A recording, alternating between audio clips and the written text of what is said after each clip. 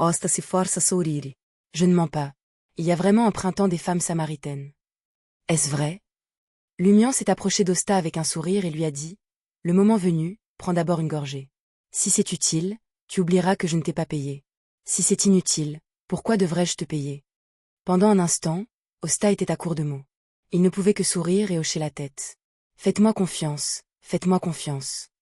Soudain, il regarda au-delà de Lumian, ses yeux s'écarquillant de terreur. Lumian se tourna instinctivement pour regarder la porte, mais il n'y avait personne. Saisissant l'opportunité, Osta s'est esquivé et a fait une pause vers la porte ouverte.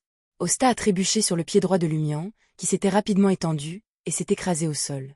Son arête de nez est devenue bleue et son visage décharné a enflé. Lumian ferma lentement la porte, tira une chaise et s'assit. Il baissa les yeux sur Osta, qui feignait la mort sur le sol, et dit: Ne me dites pas que vous avez une perception spirituelle élevée et que vous avez vu une créature bizarre derrière moi.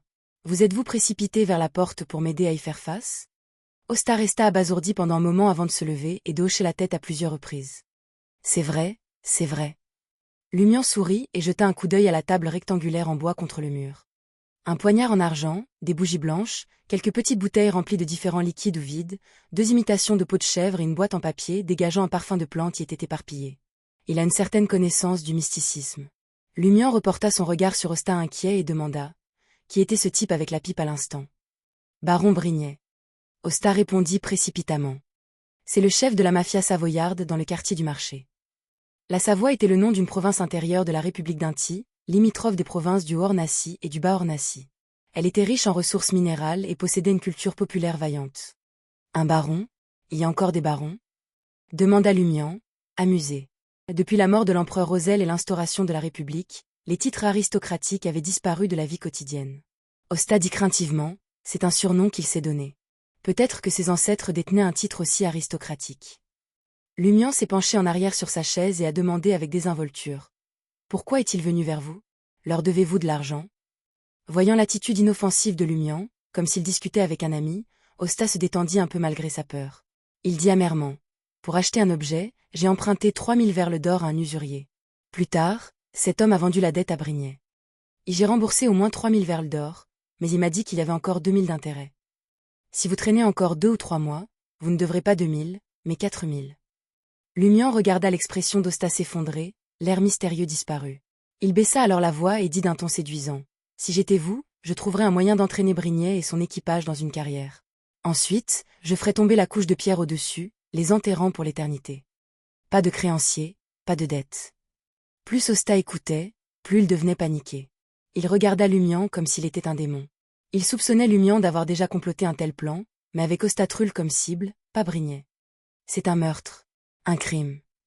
S'exclama Osta avec terreur. Gardez ça bas. Vous ne voudriez pas perdre votre voix de façon permanente, n'est-ce pas? Lumian le prévint avec un sourire. Alors vous réalisez que c'est un crime?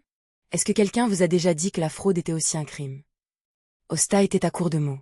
Lumian se leva et épousseta ses gants. Je plaisante. Je testais votre personnage. Quoi? Osta était déconcerté. Lumian n'a pas révélé que son véritable motif était d'établir une personnalité glaciale et impitoyable dans l'esprit d'Osta. Cela s'avérerait utile lors de futures négociations. La confiance forcée était toujours la confiance. Félicitations pour avoir réussi mon test. Cela prouve que vous n'êtes pas totalement sans scrupules. Lumian sourit et écarta les bras. Il a rapidement remis la conversation sur le bon chemin. Pourquoi avez-vous emprunté autant d'argent? Il jeta un coup d'œil autour de lui, ajoutant: On dirait qu'il n'y a rien de précieux ici. Osta voulut instinctivement mentir mais se souvint de l'avertissement de Lumian.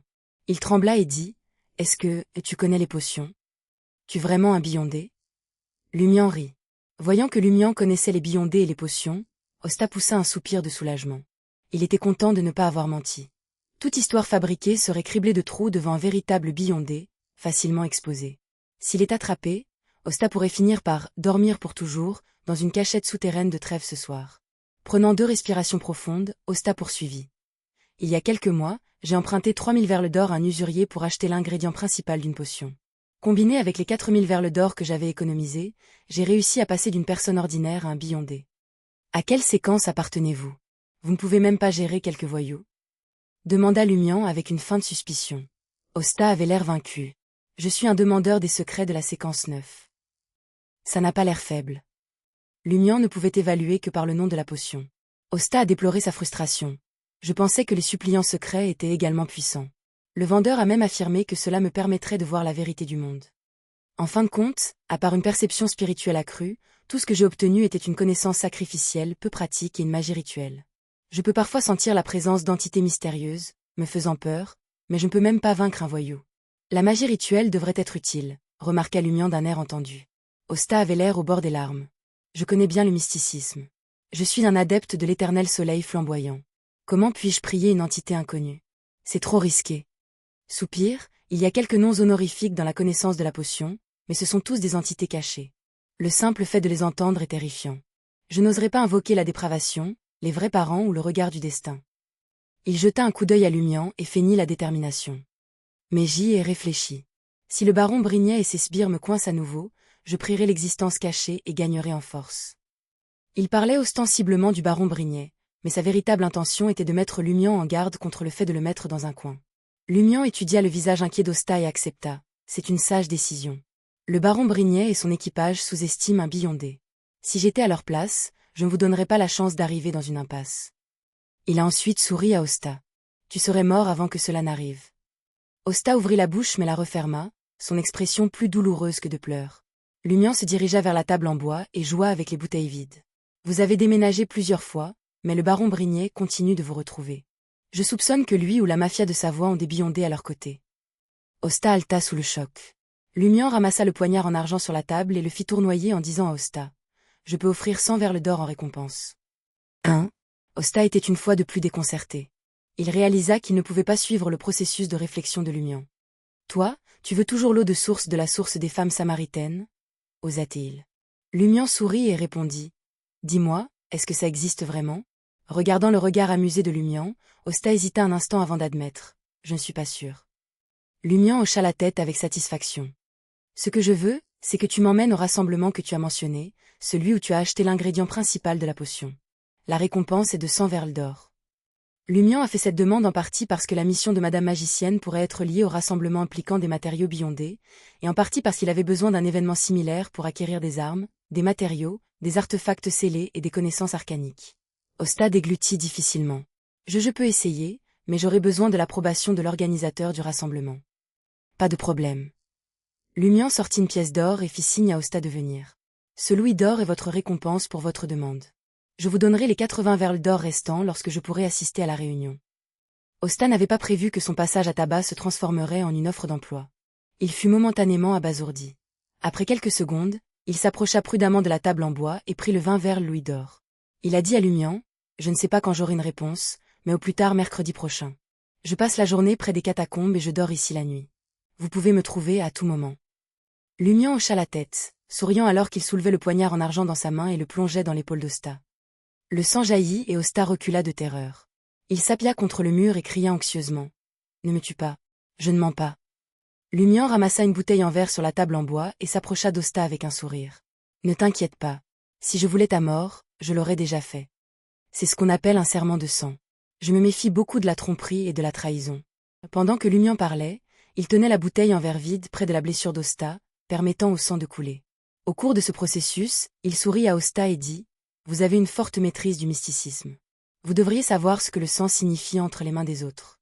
Ne me mens pas, malédiction. » Pendant un instant, Osta ne put décider s'il devait se réjouir de ne pas avoir été tué sur le coup ou désespérer que son sang appartenait désormais à un homme plus dangereux que le baron Brignet.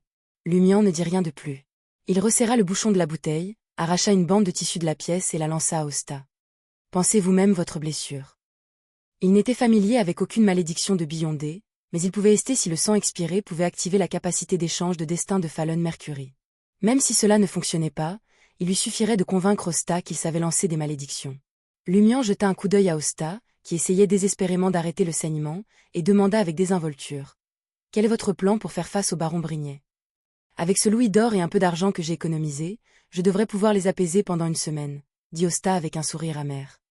Ils n'obtiendront pas un seul copet s'ils poussent leur débiteur à mort.